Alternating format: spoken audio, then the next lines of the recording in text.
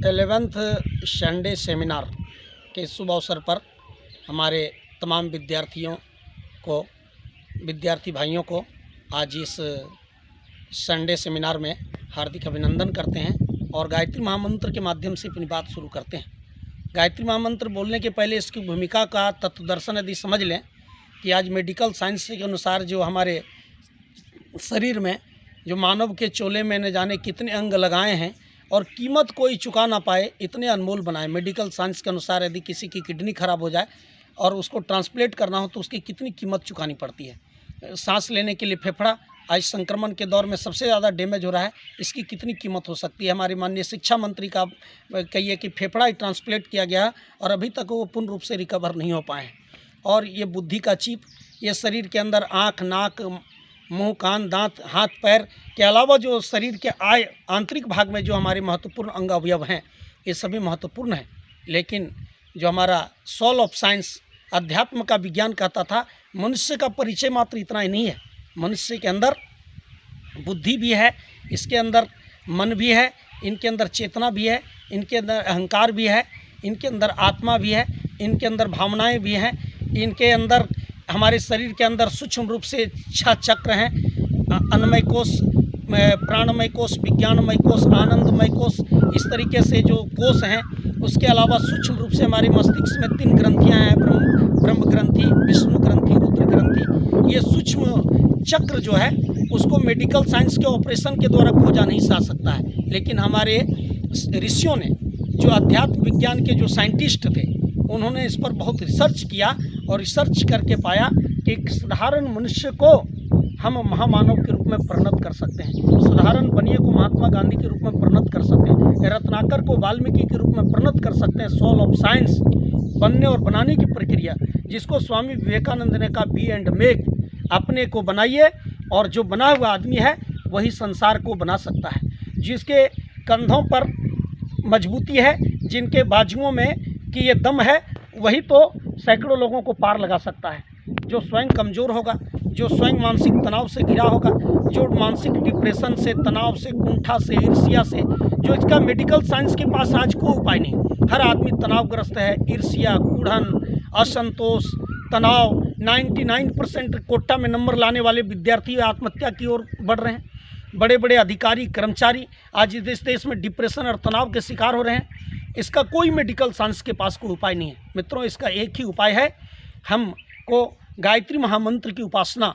एक ऐसा महाविज्ञान है जिसके माध्यम से हम अपने तनाव को, अपने डिप्रेशन को, अपने ईर्ष्या को, कूढ़न को, अपने अहंकार को संस्कार में बदल सकते हैं, अपनी बुद्धि को सद्बुद्धि में बदल सकते हैं, अपनी भावनाओं को शुद्ध बना सकते हैं, अपने अंदर के ये कि इम्यूनल सिस्टम को ठीक कर सकते हैं। इसलिए वेद ने कहा, गायत्री महाविज्ञान के प्रणेता जनक परम पूज्य गुरुदेव पंडित श्री राम शर्माचार्य ने गायत्री महामंत्र पर अपने जीवन के माध्यम से अन्वेषण किया, जिनने एक जौ की रोटी खाकर 24 वर्षों तक गायत्री महामंत्र की साधना की और जीवन के 52 वर्ष किसी से उन्होंने मुलाकात नहीं की, बातें नहीं की।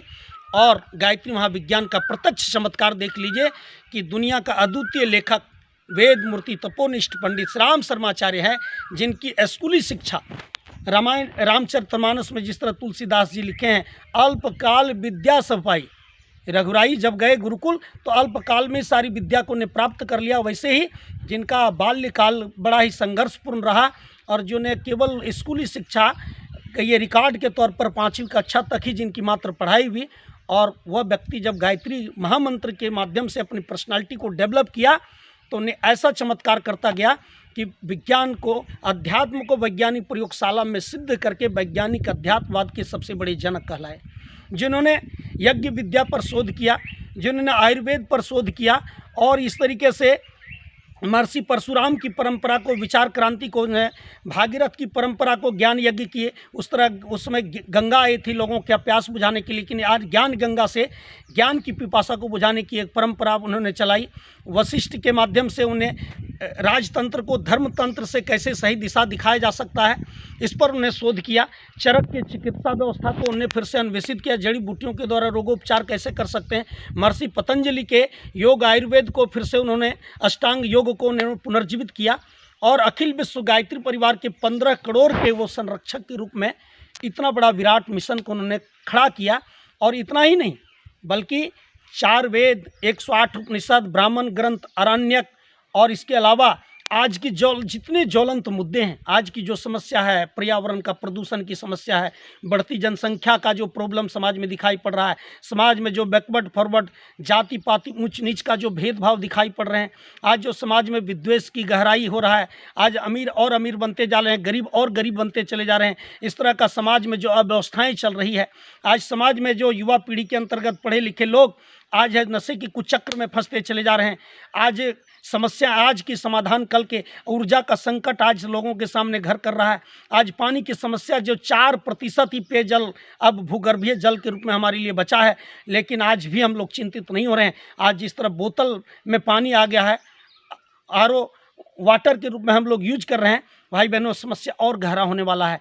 लेकिन हमारा युग तीर्थ शांति कुंज है, जहाँ 50,000 लीटर पानी को, स्नान की पानी को, जो बर्बाद पानी को फिर से फिल्टर करके रीयूज करने की जो एक विधा विकसित की गई है, अर्थात अखिल विश्व गायत्री परिवार के जो संस्थापक हैं वेद मूर्ति तपोनिष्ठ पंडित श्री राम शर्माचार्य जी, गायत्री महाविज्ञान के माध्यम को अपने जीवन रूपी प्रयोगशाला में सिद्ध करके इनसे किस प्रकार की रिद्धियाँ सिद्धियाँ पाई जा सकती है, किस तरह से अपने बुद्धि को सॉल ऑफ साइंस के रूप में बदल सकते हैं, अपनी बुद्धि को विलक्षण बना सकते हैं, और वेद की सुवाक्य को चरितार्थ करके परम पूज्य गुरुदेव ने दिखाया कि वही व्यक्ति जीवित है जिसका रक्त गर्म, मस्तिष्क ठंडा और हृदय कोमल और भावनाएं शुद्ध हो। एक स्वस्थ व्यक्ति का परिचय उन्हें वेद के माध्यम से क्या दिया, वही व्यक्ति जीवित है जिसका रक्त गर्म का अर्थात हमारे खून में हीमोग्लोबिन की मात्रा, इम्यूनिटी पावर सही होना चाहिए, हमारे शरीर में जो इम्यूनल सिस्टम ठीक होना चाहिए, रक्त गर्म, मस्तिष्क ठंडा, हम सोच विचार करके ठंडा मस्तिष्क से समस्या का समाधान खोजा जा सकता है। लेकिन आज सबसे ज़्यादा आज के बुद्धिमानों की नासमझी, बुद्धिमानों की मूर्खता और समझदारों की नासमझी को देखें तो अधिकतर जो पढ़े लिखे लोग हैं, जो बड़े बड़े पदों पर लोग बैठे हुए हैं, वो ज़्यादा से ज़्यादा डिप्रेशन और तनाव के शिकार हो रहे हैं। प्राचीन काल में हमारे गांव के खेत के किसान, हमारे दादा परदादा चीर लेते थे ज़मीन का सीना और निकाल लेते थे 2 वक्त की रोटी, उनके पास कोई तनाव नहीं था। लेकिन आज जैसे जैसे हमारी शिक्षा व्यवस्था, हमारे संसाधन बढ़े, उपभोग की प्रवृत्ति हमारी बढ़ी, भोगवादी जीवन शैली हमारे जीवन विकसित हुआ और तनाव का सबसे बड़ा कारण बन गया। अधिकस्यम, प्रकृति से अधिक लो, दो देने के नाम ही भूल गया इंसान। लेकिन हमारी प्रकृति जो टिका हुआ था, गिव एंड टेक, पाना है तो देना सीखो। आज जो हमारे बाप दादाओं ने जंगल लगाया था, 33% भूभाग में जो प्राकृतिक जंगल थे, केन, पियार, महुआ, सागवान, साल, ये प्राकृतिक वन जो प्रचुर मात्रा में बरगद, पीपल, नीम, आंवला, जो प्रचुर मात्रा में ऑक्सीजन प्रकृति को प्रदान करता था, इन वृक्षों की धड़ल्ले से बुद्धिमान मनुष्य कालिदास की तरह काटता चला गया और आज बुद्धिमान मनुष्य पैकेट में ऑक्सीजन लेने के लिए छटपटा रहा है। कहते हैं एक चुरू पानी के में जिस तरह लोग अपना प्राण त्याग देता है एक मुट्ठी ऑक्सीजन के लिए, कि ये आज अपने प्राण त्यागने के लिए बुद्धिमान लोग कालिदास की तरह आगे बढ़ रहे हैं। ये बुद्धिमानों की मूर्खता और ये समझदारों की नासमझी पूरी दुनिया में संकट पैदा किया है। आज जो हमारे बाप दादाओं ने जंगल लगाया, हम काटते चले गए। आज चौंकाने वाला तथ्य है, खाद्य जनसंख्या रिपोर्ट के अनुसार 7% से भी कम जंगल हमारे पास बचा है। कहाँ मिलेगा ऑक्सीजन? वृक्ष नहीं लगाओगे 21वीं सदी में कौन देगा ऑक्सीजन? एक वृक्ष लगाओ और अपने सांसों का कर्ज चुकाओ। एक वृक्ष 50 वर्ष की आयु में 1 करोड़ 1 लाख का अनुदान देता है। फल फूल, चारा, ईंधन, पशुओं का ये छाया, और हर चौक चौराहे पर बरगद पीपल का वृक्षों की प्रचुरता होती थी। आज कहीं बरगद पीपल का नामो निशान नहीं दिखाई पड़ता है। इसलिए मित्रों, आज फिर से हमको प्रकृति को लौटना पड़ेगा, प्रकृति को लौटाना पड़ेगा। हम बर्थडे मनाते हैं तो बड़ा सा केक काट देते हैं, हैप्पी बर्थडे टू यू। अगर हम शादी करते हैं तो 50,000 1 लाख रुपया का बड़े बड़े लोग पटाखा फोड़ते हैं। और पर्यावरण का पोल्यूशन, आज चुनाव का रिजल्ट आया है बंगाल में, तो देख लीजिए पटाखे टूट रहे हैं। किस पार्टी की जीत हुई, किस पार्टी की हार हुई, इस पर गायत्री पार नहीं पचड़ा में फंसना चाहता है। हारने वाला भी अपना है और जीतने वाला भी अपना है। हम तो मानव मात्र की बात करते हैं, लेकिन हे समझदार मनुष्य, ये पटाखा तोड़ करके कोरोना संकट में कौन सा परिचय देना चाहती है? कौन सा समझदारी का परिचय देना चाहते हो जो इतना हजारों लाखों करोड़ रुपया के पटाखे छोड़े जा रहे हैं? पर्यावरण में पोल्यूशन बढ़ रहा है, चुनाव इलेक्शन कमीशन सख्त है, लेकिन फिर भी कोई समझदारी दिखाने के लिए तैयार नहीं है। और लोग जीते जी एक कहानी जो हम लोग कालिदास का जा रहे थे, लोग ऋषि मुनि जा रहे थे, उस रास्ते से देखा कालिदास कहाँ बैठा हुआ है, बोला वृक्ष पर। और क्या बोला, क्यों काट रहे हो उस डाली को? बोला उतरने में बड़ा कष्ट होगा, इसलिए इस डाली को काट देते हैं, इसी का से आराम से चले आएंगे। आज भी समाज की व्यवस्था यही हो गई। जनसंख्या विस्फोट पूरे यूरोपीय देशों के 4 देशों को मिला दिया, अमेरिका से लेकर कनाडा से लेकर उन सारे देशों, रसिया से लेकर, उसके बराबर केवल अकेले हिंदुस्तान की जनसंख्या है। क्षेत्रफल की दृष्टि से अमेरिका हमसे 4 गुना ज़्यादा है, लेकिन जनसंख्या की दृष्टि से 1 गुना है। लेकिन हमारा अकेले 135 करोड़ वाला देश भारी भरकम जनसंख्या को लेकर चल रहा है। हर जगह भीड़, एक अगर बादाम बेचने का भी नौकरी आती है तो वहाँ भी लाखों लोगों की भीड़ दिखाई पड़ रही है। चारों तरफ के भीड़ ही भीड़ दिखाई पड़ रही है, लेकिन भीड़ तो बहुत है, काम के आदमी दिखते नहीं। आज हर आदमी का लक्ष्य हो गया है कमीशन, कमीशन, कोई भी काम कमीशन। अरे भाई, हमारे देश में 2 रास्ते थे, एक कमीशन, दूसरा मिशन। मिशन को लोग भुला दिया, उद्देश्यपूर्ण जिंदगी को लोग तिलांजलि दे दिया। हम अधिकारी हैं तब भी, कर्मचारी हैं तब भी, विधायक हैं तब भी, बाहुबली हैं तब भी, हम अफसर हैं तब भी, हम किसान हैं तब भी। रासायनिक उर्वरक डालो और अधिक से अधिक अनाज का उत्पादन कर दो, मिट्टी को बंजर बना दो, पर्यावरण को प्रदूषित पटाखा तोड़ कर दो।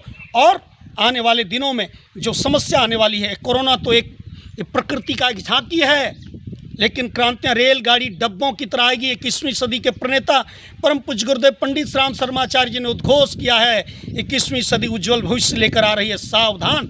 लेकिन किसके लिए 21वीं सदी उज्जवल भविष्य लेकर? उन दिल्ली में शराब की दुकान में नंबर लगाने वाले उन कुंभकर्णों को लेकर नहीं आ रही है। जब लॉकडाउन का 4 दिन की छूट मिली तो सबसे पहले दिल्ली में बोला लॉकडाउन लगने वाला है, सबसे पहले शराब की व्यवस्था बना लो।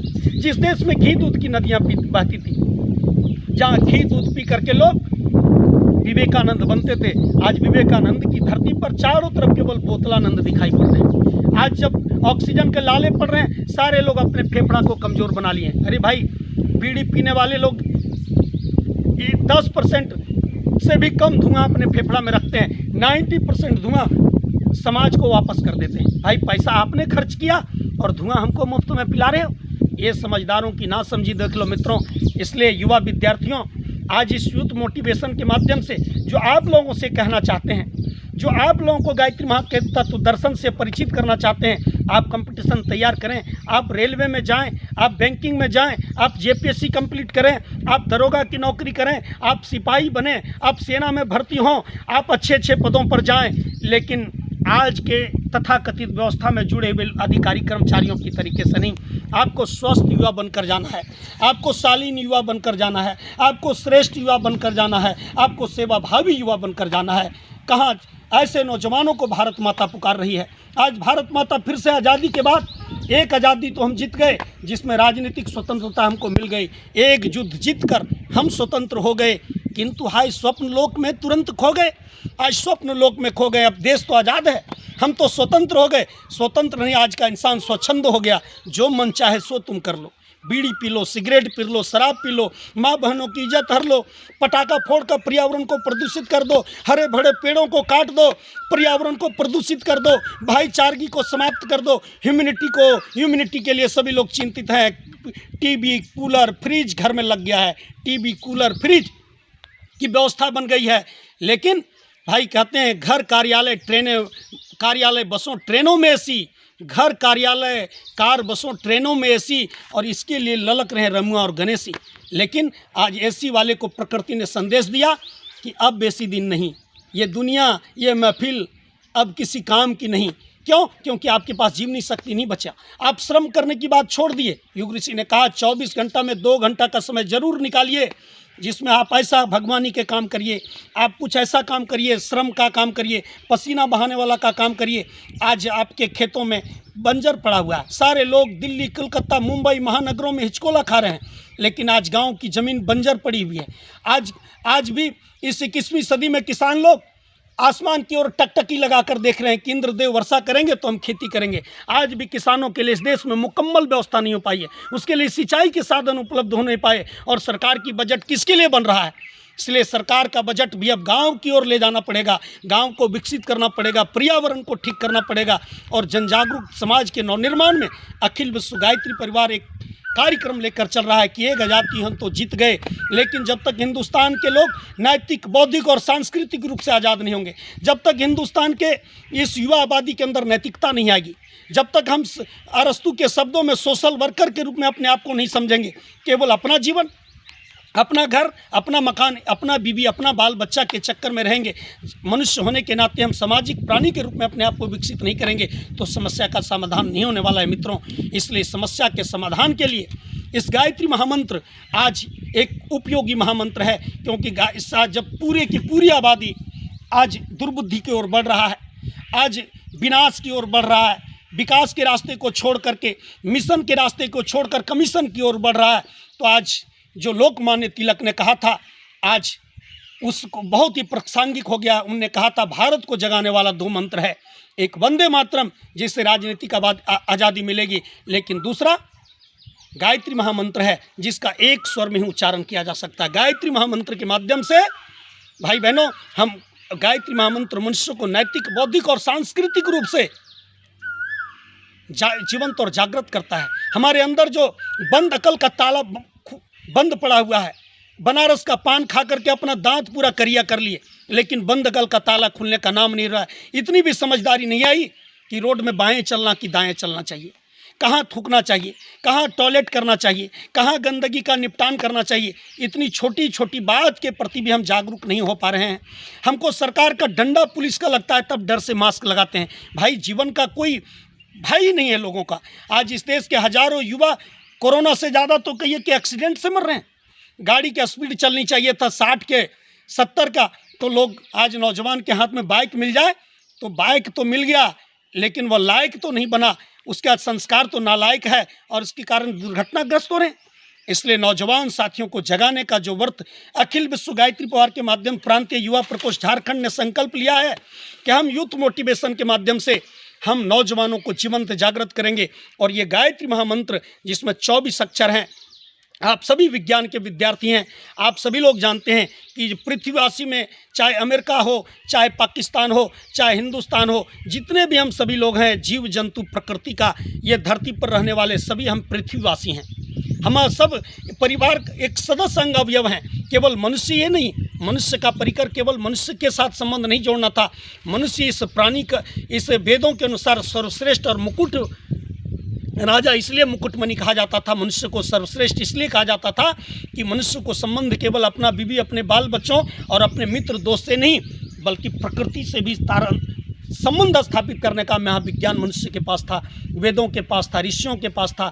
वृक्षों से हम संबंध जोड़ते थे, हम वृक्ष वंशियों से तादम्य जोड़ते थे, पशु पक्षियों की चहचहाट से हम खुश होते थे। हमारे देश में मुर्गा बांग लगाता था, उस जमाने में घड़ी नहीं थी, मुर्गा के बांग से लोग सवेरा का अंदाज लगाता था। आज के समझदार मनुष्य ने मुर्गे का ही मर्डर कर डाला।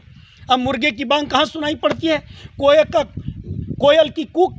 आज इस प्राकृतिक जंगल हम लोग का तो सौभाग्य कि भी हम लोग गांव में रहते हैं। आज इस लॉकडाउन में अपने गांव में शिफ्ट कर गए हैं और इस प्राकृतिक जंगलों से आप लोगों को ऑनलाइन जो संबोधन देने का कार्य कर रहे हैं मित्रों, इसका माध्यम नहीं है अपना चेहरा चमकाना, नहीं है अपना यूजर्स बढ़ाना, नहीं है, बल्कि कहते हैं जो जीवंत जागृत आत्माएं होती है उनको नींद नहीं आती है, रात में भी मन बेचैन रहता है। क्या जब सिगरेट पीते हुए युवा को देखते हैं, एक हाथ से बाइक चलाते हुए युवा लोगों को देखते हैं, नालायकी करते हुए आज के युवाओं को देखते हैं, तो मन को चोटता है कि ये जवानों, जवानी जिंदा दिली का नाम है। ये जवानी में ही मुर्दा के रास्ते पर चल रहे हो, मुर्दा खाक जिया करते हैं। जब जब परिवर्तन आई है, जब जब संकट आया है, इस देश को नौजवान बचाया है, युवा बचाया है। भारत माता के आज़ादी के आंदोलन में सबसे ज़्यादा कुर्बानी किसने दिया? तो नौजवानों ने दिया है। मुगलों के आतंक से इस देश में संतों के श्रृंखला के रूप में जो आ गया है, चैतन्य महाप्रभु से मीराबाई से लेकर संत तुलसीदास जी से लेकर कहिए संत सूरदास से लेकर, ये सारे के सारे लोग युवा थे जब जब संकट आई है। इसलिए मित्रों, अंत में यही कहना चाहेंगे मोहम्मद इकबाल के शब्दों में कि यूनान, मिस्र, रोम सब मिट गए जहाँ से, लेकिन कुछ बात है कि हस्ती मिटती नहीं हमारी, और सारे जहाँ से हैं अच्छा हिंदुस्तान हमारा। और हिंदुस्तान अच्छा इसलिए है कि हिंदुस्तान की व्यवस्था ऋषि प्रणत जीवन शैली पर चलता था। ऋषियों का जो मॉडल था अध्यात्म, जो जीवन जीने की कला सिखाता था, जो अध्यात्म लोगों को स्वस्थ रहने की कला सिखाता था, जो अध्यात्म लोगों को जीवनी शक्ति को मजबूत करने का आयुर्वेद का विज्ञान दिया था, जो अध्यात्म लोगों को पतंजलि का अष्टांग योग दिया था। ये 8 अंग को आप शुद्ध चैतन्य बनाओ, अपनी बुद्धि को सद्बुद्धि में बदल डालो, अपने अहंकार को संस्कार में बदल डालो, अपनी भावनाओं को शुद्ध बना लो। आज किसी बहू बेटी को देखते हैं हमारे मन में विकार आ जाता है। क्यों? क्योंकि हमारा कैजुअल बॉडी इतना खराब हो गया है। आज हमारा अन्नमय कोष खराब हो गया है। ना जाने क्या खाना चाहिए था, प्रकृति में कोई खाने की कमी नहीं थी। इसलिए मित्रों, आप अपना खान पान सही रखिए। प्रकृति चेतावनी दे रही है कि फिर से यह केवल मनुष्य के लिए प्रकृति नहीं बनी है, यह संसार में पशु पक्षियाँ भी हैं, कोयल की कूक भी है, यहाँ मुर्गे की बांग भी होनी चाहिए, पक्षियों का कलरव भी होना चाहिए, कल नदियों को भी यहाँ बहना चाहिए, और ये खेत खलिहान में भी खुशहाली आना चाहिए। ये धरती फिर से हरी भरी होनी चाहिए। और जो हमारे सपूतों ने अपनी कुर्बानी देकर देश के तिरंगे को फहराया था और ये संदेश दिया था, हे देश के नौजवानों, ये केसरिया की तरह अपने साहस को सदैव आगे रखना। ऐसा नहीं कि हम लोग साहस दे करके अपना बलिदान दे दिए और आप लोग अपने साहस को छीन भिन कर लेना। आज के युवाओं का साहस छीन भिन हो गया। केसरिया की तरह आत्मबल को फिर से जागृत करने की ज़रूरत है। केसरिया बल भरने वाला, हम में फिर से बल भरने की ज़रूरत है, फिर से साहस पैदा करने की ज़रूरत है। सादा रंग सच्चाई, सादा रंग का मतलब जब देश आज़ाद हुआ तो हमारे नेताजी लोग समझ लिए कि सादा कपड़ा पहन लो बस देश का कल्याण हो जाएगा। लेकिन सादा का मतलब हमारे जीवन में किसी प्रकार का नशा नहीं होना चाहिए। व्यसन मुक्त जीवन ही सादा जीवन का पहला चरण है। और हरी रंग है हरी हमारी। जब देश की हरियाली बढ़ेगी तो देश की खुशहाली बढ़ेगी, हर हाथ को काम मिलेगा। इसलिए तिरंगे के बीच में जो गायत्री मंत्र के देवता बैठे हुए हैं, जो सुदर्शन गायत्री मंत्र का 24 अक्षर, वह हिंदुस्तान के हर आदमी को कह रहा है कि इस हिंदुस्तान को फिर से नैतिक, बौद्धिक, सांस्कृतिक रूप से जीवंत जागृत करना है तो गायत्री महामंत्र की उपासना हर आदमी को करना पड़ेगा। क्योंकि यह पृथ्वीवासी का जो आधार है, सूर्य है। हम सौरमंडल का सदस्य हैं। यहाँ के तिनका घास से लेकर वृक्ष वनस्पतियों से लेकर पशु पक्षियों से लेकर पेड़ पौधे के प्रकाश संश्लेषण से लेकर विज्ञान के सोलर प्लेट से लेकर सभी लोग सूर्य की ऊर्जा पर अवलंबित हैं। हे मनुष्य, आप भी सूर्य के उस आध्यात्मिक ऊर्जा को, सूर्य के सूक्ष्म ऊर्जा को हनुमान जी की तरह धारण कर लो। लाल धरी हरी धरी लाल लंगूर और वज्रदेव दानव दलन, जय जय जय कपस्तपूर। आज हनुमान जयंती के पावन अवसर पर युवाओं के दिल के धड़कन आदरणीय चिन्मय भैया ने संदेश दिया कि हम हनुमान के स्तर से कम नहीं हो, अपने अंदर के हनुमान को जागृत करें, हम अपने अंदर के आत्मबल को जागृत करें। और यह तभी होगा जब प्रतिदिन हमारे युवा लोग कम से कम 20 मिनट गायत्री महामंत्र और सूर्य का ध्यान नियमित रूप से करें। आप चिंतित नहीं हो कि लॉकडाउन कब टूटेगा, भयक्रांत होने की ज़रूरत नहीं है। आज आपके सामने सोशल मीडिया है, आपके पास एंड्रॉयड मोबाइल है। एंड्रॉयड मोबाइल में बहुत सारे ट्यूटर, अभी ह्यूमैनिटी का परिचय थे तो यूट्यूब में सारे मैथ का क्वेश्चन, केमिस्ट्री का क्वेश्चन,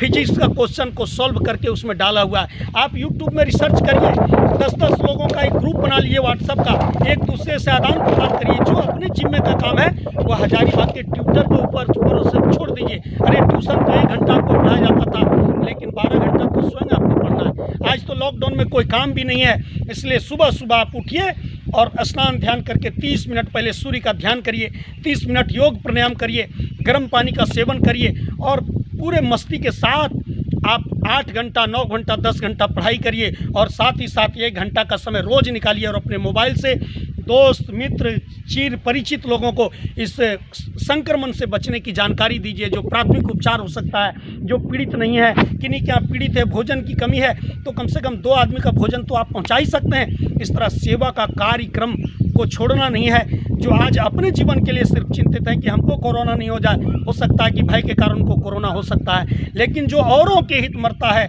औरों के हित जीता है, उसका हर आंसू रामायण, प्रत्येक कर्म ही गीता है। यदि आप औरों की चिंता अपने माथे पर ले लेते हैं, आप कोडरमा युवा मंडल की तरीके से उस पीड़ित लोगों तक ऑक्सीजन पहुंचाने का संकल्प लेते हैं। हमारे प्रांतीय युवा प्रकोष्ठ के संयोजक संतोष राय जी की तरह आप 44 बार उनकी पूरी टीम, जो संजीव सिन्हा और तमाम साथियों के सहयोग से जो ब्लड डोनेशन का कार्यक्रम चल रहा है, कोरोना से पीड़ित जो रिकवर हुए वो प्लाज्मा डोनेट करके सेवा कर रहे हैं। हमारे गायत्री परिवार के युवा जगह जगह मिल करके, धनबाद गायत्री परिवार के लोगों ने भोजन पहुंचाने का काम अपने जिम्मे लिया है। तो इन पीड़ित परिवार भूखा नहीं रह जाए, कहीं ना भूखी शाम हो, अनाज का ढेर रहते हुए कोई आदमी भूख के कारण तड़प कर मर नहीं जाए। ये पर पीड़ा को आज उज्जवल भविष्य लेने के लिए आपके सामने 2 ही रास्ता है कि आप शराब के लाइन में लगेंगे या सृजन के लाइन में लगेंगे, आप मिशन के लाइन में लगेंगे या कमीशन के लाइन में लगेंगे, आप उज्जवल भविष्य के रास्ते पर जाएंगे या विनाश के रास्ते पर जाएंगे। यह प्रकृति मनुष्य को अलग करा है। इसलिए हे मनुष्य, आप प्रकृति को लौटो, प्रकृति को देना शुरू करो जो भी आप दे सकते हैं। इसलिए इसी के साथ अपनी बात समाप्त करेंगे। आदमी हो आदमी को प्यार की सौगात दो, आदमी हो आदमी को प्यार की सौगात दो। यदि न कुछ भी दे सको तो एक मीठी बात दो, यदि न कुछ भी दे सको तो एक मीठी बात दो। यह भी कल संसार से बात गांधी ने कही थी, प्यार करने को कहा हर संत ने संसार से। हर समस्या खत्म हो सकती यहाँ बस प्यार से, हर समस्या खत्म हो सकती यहाँ बस प्यार से। प्यार करने को कहा हर संत ने संसार से। इसलिए हमारा वही संकल्प, सुख बांटें दुख बटाएं, हंसें और लोगों को हंसाएं। इसी भावना कामना के साथ इस गायत्री महामंत्र के माध्यम से आप अपने पर्सनालिटी को डेवलप करें, पुरस्कृत करें, ऊंचा करें। इसी भावना के साथ आप लोगों को बहुत बधाई। इस व्हाट्सएप के माध्यम से हर कमेंट बॉक्स में यदि आपकी कोई समस्या हो तो अवश्य लिखें, और इस वीडियो को कम से कम हर युवा लोग अपने परिजनों तक अवश्य शेयर करें, ताकि उनका मनोबल ऊंचा हो सके, उनकी भावनाएं ऊंची हो सके, वो इस पीड़ित घड़ी में, संकट की घड़ी में अपने मनोबल को गिरा न पा सके, उनको एक संबल मिल सके। इसलिए अधिक से अधिक लोगों तक शेयर करें। धन्यवाद, नमस्कार।